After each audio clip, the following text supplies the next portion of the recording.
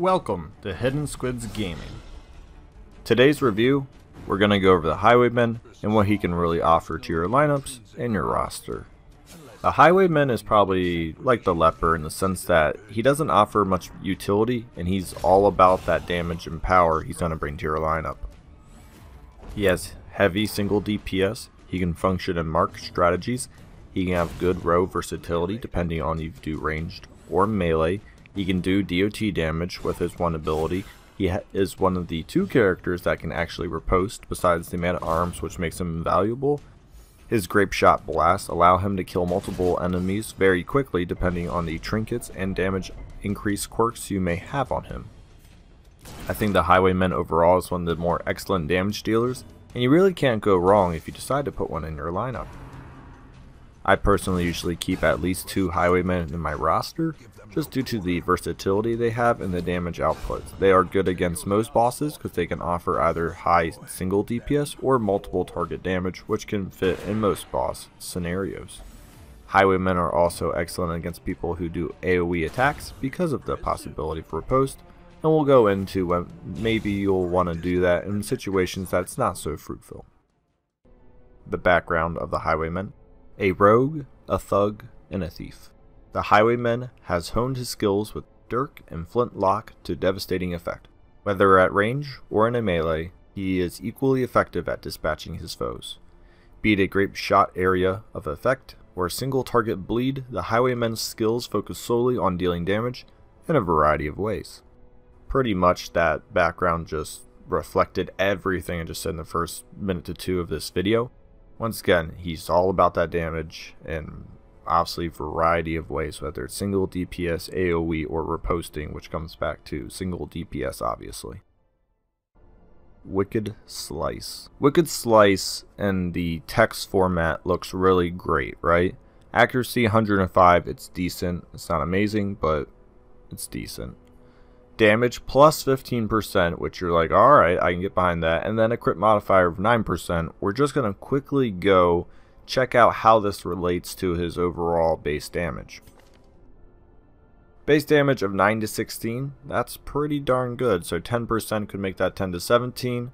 And his critical chance would go up to about 18-20%. Therefore, you'd be looking at like 25 criticals with that ability. I just never really used Wicked Slice because it's limited to the front 2 positions. Now it does have decent row versatility of 1 to 3 on your side. It's just, I think there's better abilities that do similar damage that can hit way more people.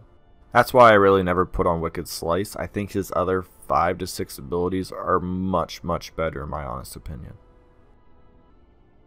Pistol Shot. Pistol Shot, once again, accuracy 105, decent, not great. Damage modification of minus 15%, honestly isn't too brutal. I'll probably make his shots between 8 and 15. Critical modifier though of 11.5, which almost bumps it up to a natural 20% with his weapon, which is pretty good. Then you get to the plus 50% damage versus marked. This is not a strong marking ability, obviously, only 50%. There's other people who get way more. I often only find myself keeping Pistol Shot for really one reason: just hit the 4th row. Not even the 3rd row, the 4th position is often why I'll keep Pistol Shot on. I'll maybe use it once or twice in a dungeon because sometimes you really need that damage to come out. But other than that, there's a couple of other abilities I often like to rotate through other than Pistol Shot because it's just not that strong. And in a mark strategy, it does become much more effective, which I have used recently to effect. Pistol Shot functions between rows 2 and 4 for you. Thus, it's pretty versatile. He can be a 4th position. He can be a strong 2nd position, 3rd. I mean, the Highwayman is pretty good in almost every position, kind of like the Houndmaster, depending on what you want to use him for. Obviously, melee, you're probably going to try to keep around position 2 because of some of the other abilities we'll look at. We'll explain why you might want to keep melee at 2. Ranged can honestly function well between 2 and 4. I think ranged has an easier time with positioning than a Highwayman who's more focused on melee has. Point Blank Shot. This ability is just soul crushing for whoever is in that front position of the enemy lineup. 115 accuracy, which is 10 more than what we're used to. Therefore, a dodge is 30. You got like an 85% chance. That's really good. damage modification of 50%, therefore that 9 goes to like a 13, 14, and that 16 goes to a 24. So you're looking at like a 14 to 24. That's really brutal. And that's without possibly adding like Warrior of Light or any trinkets that give them more damage. I mean, that's crazy. This is a great ability. Now, obviously for an ability this crazy, it's going to have 2 drawbacks, I guess I'll call it. First drawback obviously being you have to be in position 1, extremely limited. Second is the enemy has to be in position 1, and if they have a protection of 75%, who really cares? You're like going to do 0 damage probably, unless you get a critical, but even then, I'll see a protection piercing ability or a bleed ability, DOT ability, is going to be much more effective than point blank shot. The other thing, and I don't even know if I'd call it a detriment, is just you back up 1 when you do point blank shot. This may work for some lineups, this may be detrimental to others. Just make sure the person in the second position isn't ruined if they go to the first.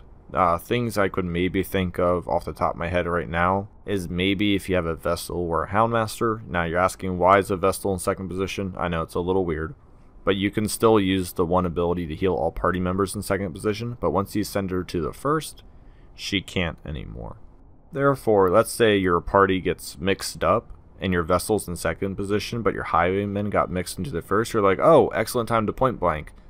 Well, maybe you want to use something else if you have something else, because you're going to kick the Vestal to position 1, and if she doesn't have anything to be ready in position 1, she's going to essentially take a turn backing up, and you're not going to want to do that.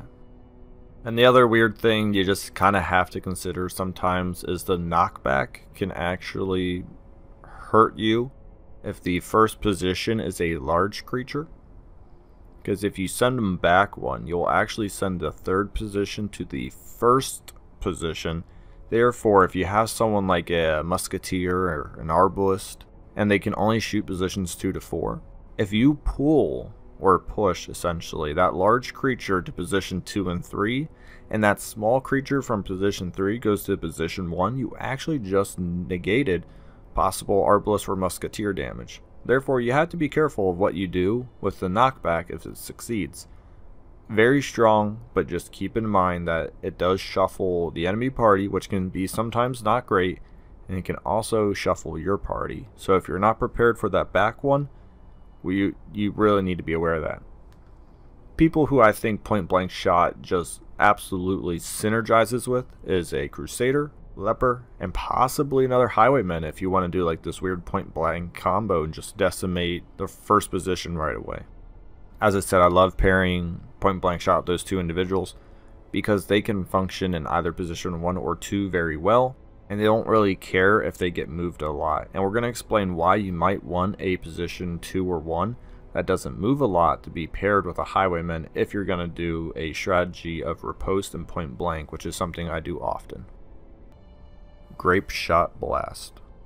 Grapeshot Blast is uniquely good and also kind of bad if you don't go all in on it, I'll say. Accuracy of 95 is pretty weak. That's Leper territory. And my main critique of the Leper was an accuracy of 95 is just a no-can-do captain. Damage modification of negative 50%, so we're looking between a 8 and a 4 to 8.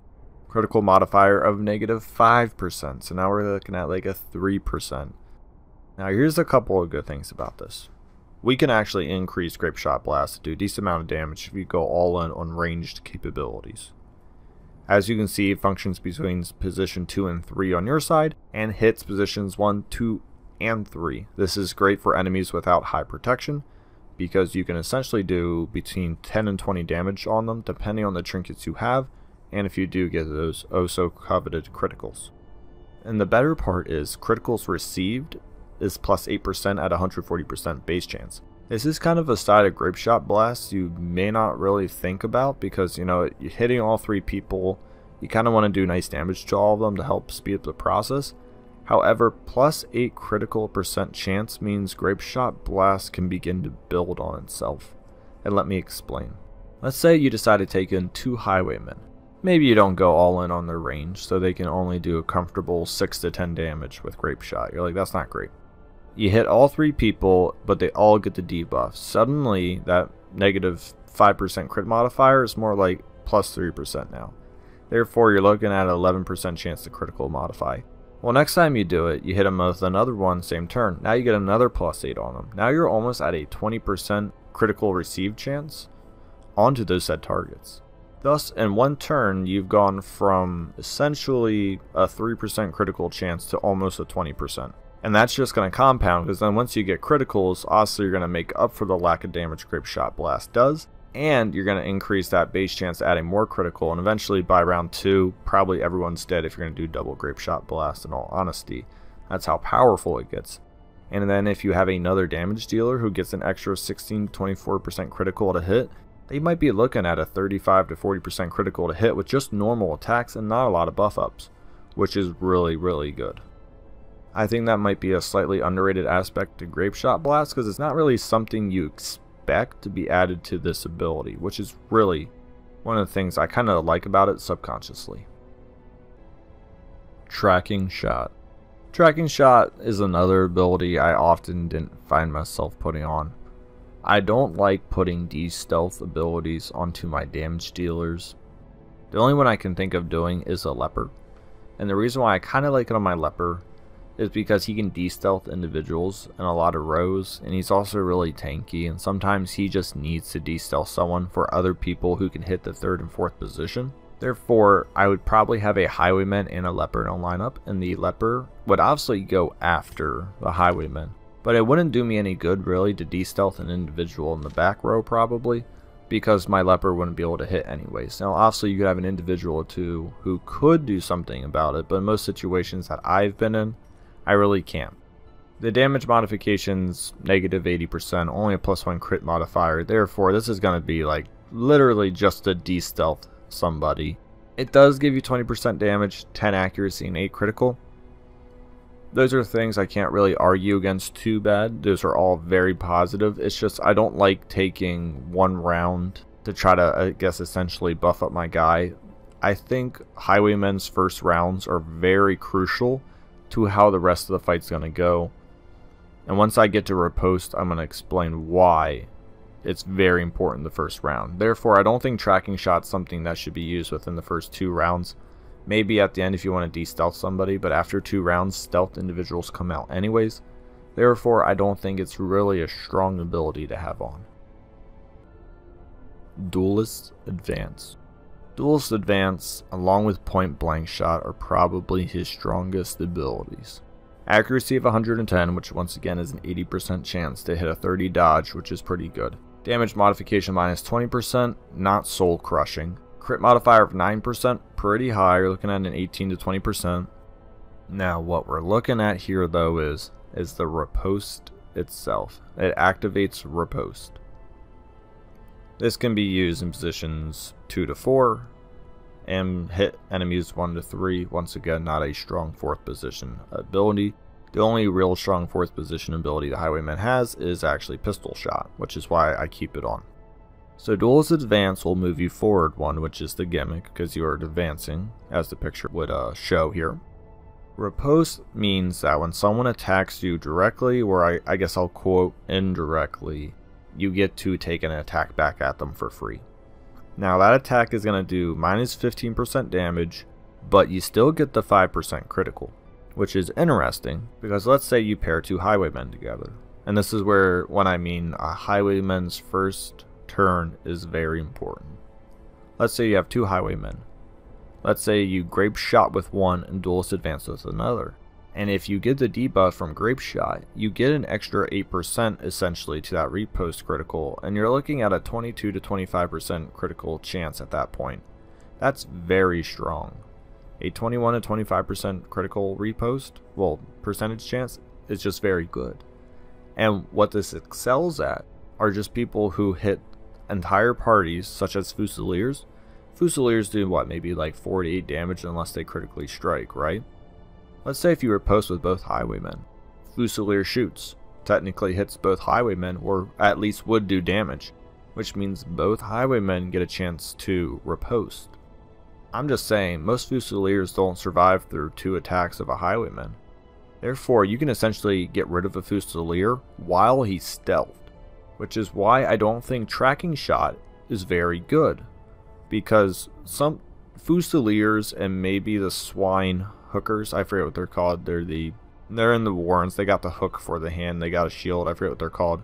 Those are the only other people I really like to bring out of stealth prematurely. Sometimes I like to bring out the Tide Masters prematurely in the Cove, but for the most part, Doulas Advance will deal with most of those stealth individuals, because they'll either do an AoE ability, or they'll unfortunately attack the Highwaymen and thus eat some serious damage later.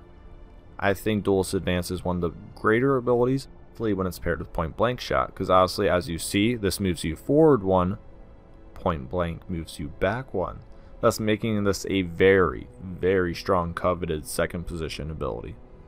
Because you advance, and then the next turn you fire, and then before your riposte runs out, you can advance again. Therefore, you're in the cycle of crushing the first row, stabbing positions probably 2 and 3 with Doulas Advance, because you're going to assume the first position is just getting annihilated by Point Blank, and then position 4 can literally kill itself on Doulas Advance.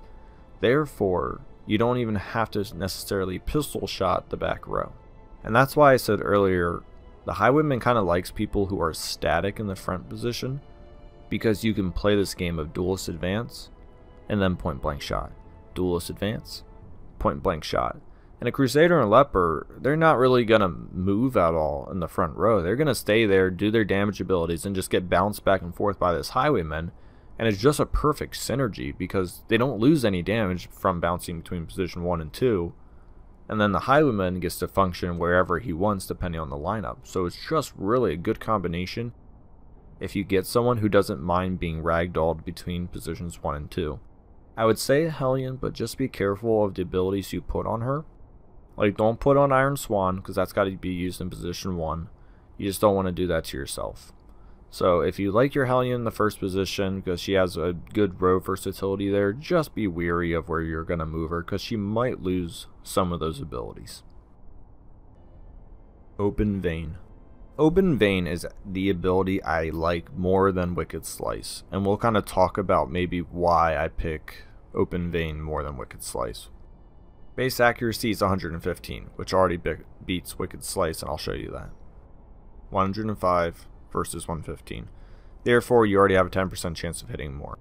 Now, the damage modification is negative 15%, while if we go back to Wicked Slice, it was 15%.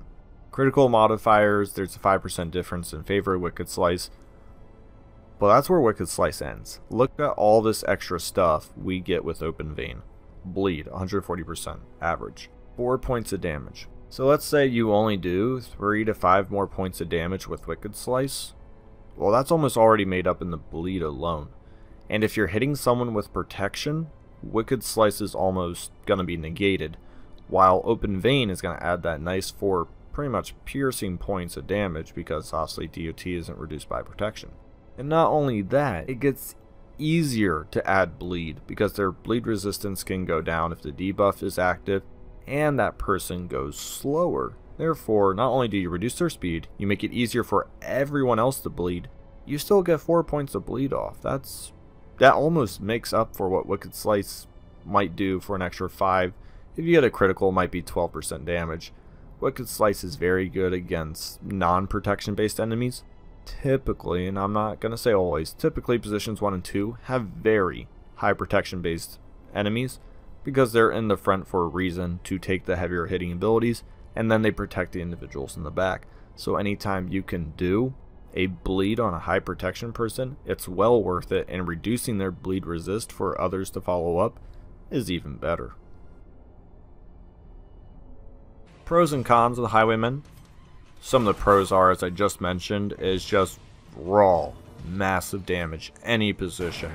Bounce back and forth between the first row. One of the only 2 characters that can really do riposte.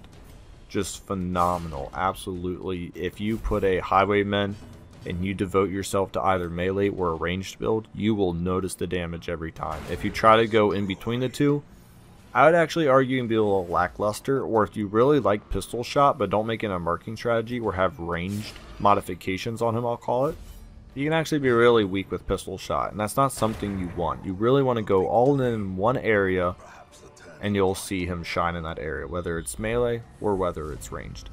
Some of the cons are he is zero versatility, just zero. The only versatility I could maybe argue is he can push someone back and he can riposte, thus killing other people. But other than that, he's not healing anyone. He's not pulling anything. He's not stunning anyone. He's not recovering anyone's stress, but he can do that through mass criticals, so in a way he can kind of recover stress, but only if you get criticals. Those are my biggest complaints about him. You're like, well, that's not a lot of complaints. I don't have a lot of complaints about the Highwayman in general. He kind of shows you what he's made of. He's like, if you're not going to use me for insane amount of damage, I'm not sure why I'm in your lineup, because I don't do anything else. If you're going to use them to maybe like de-stealth and add bleed, I would highly question that there's probably better people who can do both of those and not take up a position, or let me say not use the character to its full potential, such as the Highwayman. Thank you for watching. Like and subscribe below.